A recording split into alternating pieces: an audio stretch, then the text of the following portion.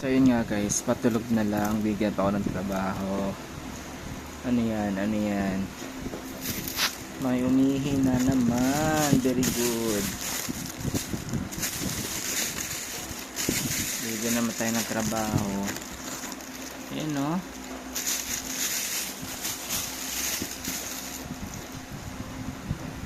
Huh?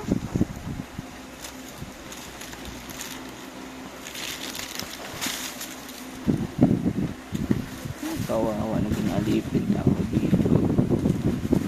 Mga bata. Ayan o.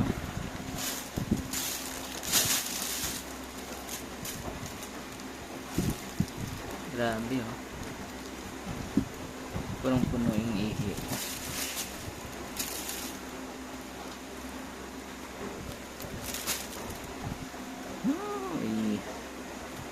Very good.